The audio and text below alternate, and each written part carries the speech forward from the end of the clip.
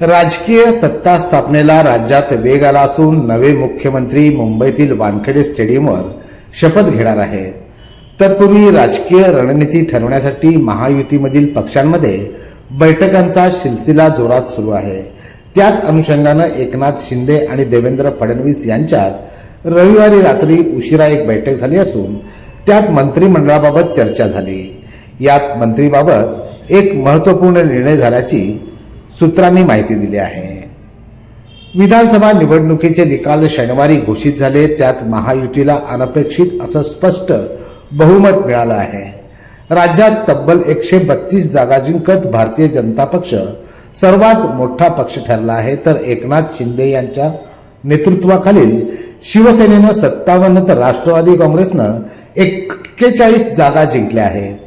त्यामुळं मुख्यमंत्री पदाबाबत मोठी उत्सुकता आहे.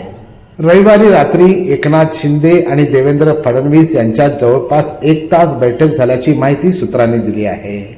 ही बैठक वर्षा बंगल्यावर झाल्याची माहिती आहे. देवेंद्र फडणवीस यांनी रविवारी रात्री वर्षा बंगल्यावर जाऊन एकनाथ शिंदे यांच्याबरोबर चर्चा केली आहे. या बैठकीत मंत्रिमंडळ विस्ताराबाबत चर्चा झाल्याची माहिती आहे. त्याचबरोबर भाजप आणि शिवसेना पक्षातील संभाव्य मंत्रिपदाच्या नावावर चर्चा झाल्याची माहिती आहे.